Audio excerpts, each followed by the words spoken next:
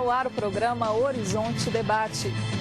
Você já ouviu dizer que mentira tem perna curta? Pois é, se mais cedo ou mais tarde a verdade acaba vindo à tona, porque as pessoas mentem. Algumas pesquisas chegam a arriscar o cálculo de que mentimos cerca de 200 vezes por dia. Mais ou menos uma mentira a cada 5 minutos. Santo Agostinho, no século IV, tentou entender os vários tipos de mentira e os separou por categorias. Aquela que prejudica alguém, mas é útil ao outro. A que não beneficia ninguém. Aquela que se comete pelo prazer de mentir.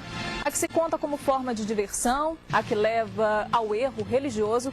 E a mentira que pode salvar a vida de uma pessoa. Será que conseguiríamos viver na nossa sociedade sem mentir? E será que todo mundo tem um pouco de Pinóquio? Sobre estas e outras questões, vamos falar no programa de hoje. Mentira é o tema do Horizonte Debate que está começando.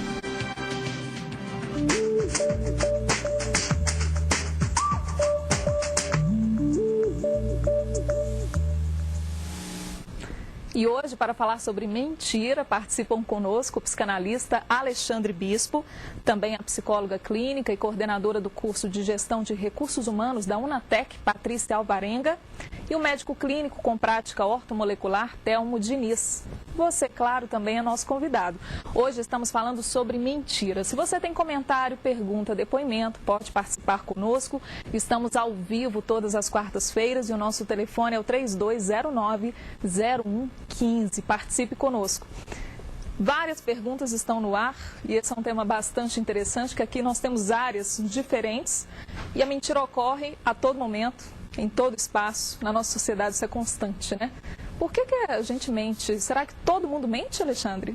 Sim, a gente fica pensando que quando a gente tem uma questão da mentira, ela encobre alguma questão que é verdadeira para o sujeito, né? Existe alguma coisa que ele tenta encobrir na vida dele e que, através da mentira, ele pode dizer isso para a gente de uma outra forma. E é muito comum a gente ver isso, por exemplo, nos currículos, né, Patrícia? Sim, existe a mentira que eu falo, que é a escrita, a falada e a não verbal. Então, você vê num currículo, por exemplo, inglês fluente, domínio de Excel, de informática, viagens no exterior para conhecimento, e quando você vai debater com a pessoa, ela simplesmente fala, então vamos fazer a entrevista em inglês? A pessoa não tem condição. Ou ela posiciona a respeito de uma determinada empresa que ela saiu e fala que demorou, ficou lá 2 anos, você liga e descobre que, na verdade, ela ficou 2 meses. Então, a parte escrita, às vezes, tem muito mais mentira encobertas, que as pessoas tentam modelar para serem aceitas, do que a realidade verdadeira. É interessante, porque o Dr. Telmo está aqui no consultório médico. Isso é bastante comum, eu tenho certeza que quem está em casa já deve ter percebido, ou convivido, ou, numa consulta já ter presenciado essas situações, né, doutor Telmo? A pessoa não falar, às vezes, o que está sentindo realmente, às vezes exagerar no sintoma. Isso é muito comum em consultório também, né? É muito comum, e os motivos da mentira ou da omissão, que eu acho que é importante depois a gente diferenciar isso, né? Mas são vários. A pessoa pode mentir por obter benefícios junto ao médico, a pessoa pode mentir ou omitir determinados fatos para esconder algumas coisas. Os objetivos da mentira dentro do consultório são vários. Entre homens e mulheres, então, é coisa impressionante. Homem no consultório é um terror. Ele minimiza muitos problemas. Então, uma coisa importante, o homem que for na consulta, leve uma mulher junto. É mesmo? Porque o homem, ele tende a minimizar todos os seus problemas. Não é questão da mentira. Ele costuma dar uma minimizada nos problemas que ele está passando. Vocês acham que não é importante? Não. Exatamente. E se ele for com a esposa, com a namorada, com a mãe, etc., a gente vai ter um histórico bem melhor, não tenha dúvida. E é interessante a gente falar aqui que se a mentira é uma dúvida, se a mentira esconde algo que a pessoa realmente quer. Acontece isso, Alexandre? Sim, a gente pensa que a questão da mentira vem da questão do desejo do sujeito, né? Alguma coisa que é colocada, que ele não consegue se expressar, ele consegue fazê-lo através da mentira. A mentira, na verdade, encobre um pouco da verdade, né?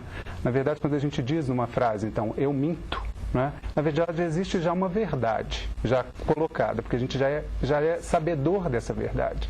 Então, a mentira, na verdade, diz de uma verdade. Seria como se ela não existisse, mas ela coloca o sujeito em uma posição que ele vai se colocar com uma questão que é dele, do real, que ele está querendo dizer para a gente de algum fato do que está acontecendo, né? Eu fico observando dentro dos consultórios da saúde mental, da psiquiatria principalmente, os pacientes que são mais graves, eles têm uma tendência de chegar para o seu médico e dizer para ele, ou de um lado, que ele está bem, que ele não tá, que ele precisa de continuar com aquela medicação, que ele tem medo de perder essa medicação, ou de dizer para o seu médico até mesmo que ele não está muito bem, que ele está precisando daquela medicação. É uma mentira que ele está dizendo, né? Um não querendo ser internado, né? Passar por dificuldades maiores em relação a isso, e o outro para não se haver muito com aquela realidade dele, né? É muito interessante que os profissionais saibam escutar esses pacientes, né? Saibam perceber o que está por detrás daquilo que está encobrindo aquela vida do sujeito, né? Que é de grande valia, né? Uma medicação psiquiátrica, a gente sempre tem que levar em consideração isso, né? E que a gente tem que dosar. O que realmente a pessoa está querendo com aquilo? Que ganhos que ela está tendo com aquilo, né? Sempre tem ganhos na vida do sujeito. E que ganho que ele está tendo de dizer realmente uma mentira na vida dele. E que traz alguma coisa de verdade, né? De algum sofrimento que ele está tendo e que a gente precisa de escutar isso com outros ouvidos. E eu acho que vocês têm que ter um preparo muito grande também, até para detectar alguma coisa que está escondido ali, né? Como você falou, né, Alexandre? Também, às vezes, existem coisas subentendidas ali que o médico tem que ter uma sensibilidade, o profissional de outras áreas também tem que ter uma sensibilidade que para detectar certas coisas que realmente não estão bem claras ali, né? É a vida real. Nós vamos desde a omissão, que eu ponho aqui, que a pessoa omite para evitar danos e daí por diante, até o mentiroso compulsivo, aquele que acredita na mentira como verdade verdadeira. Agora, nós conseguimos mentir o tempo todo? Não. A nossa face é um reflexo do que a gente está falando. Às vezes eu estou falando, como você é linda, mas minha afeição se fecha de forma que o meu não verbal está falando o contrário. Então, a partir do momento que eu acredito que tanto o nosso lado psicanalítico como o médico vai acreditar que as perguntas que nós vamos fazendo leva a pessoa a cair na contradição da mentira e verdade dela. É isso que eu queria chegar. Se existem formas, se vocês utilizam artifícios para tentar perceber que aquilo é uma mentira.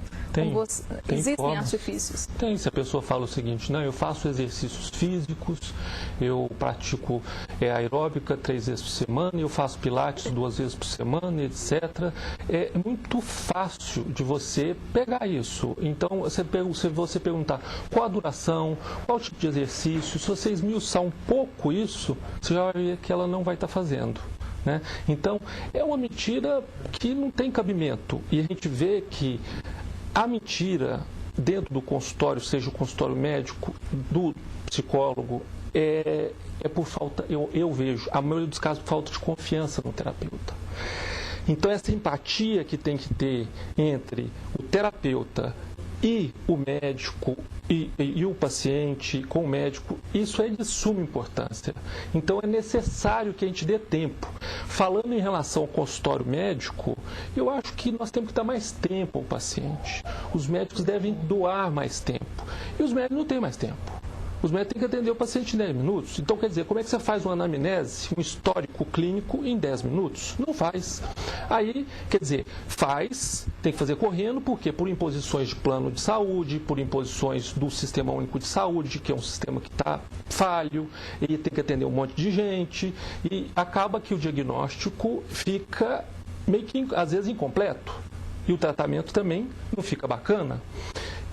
Então, se eu doar mais tempo para esse paciente, porque eu acredito numa anamnese bem feita de primeira vez, com 40 minutos, no mínimo. Aí eu vou saber os hábitos de vida dessa pessoa, eu vou saber como que ela está convivendo com os amigos, como é que está na escola, como é que está no trabalho, ou seja, a vida dessa pessoa, se ela estuda, como é que está o estado mental dessa pessoa. Não é só assim, olha, estica o braço, vamos ver a pressão, hipertenso, remédio para pressão. Nós temos que acabar com essa cultura da doença, vamos tratar a pessoa.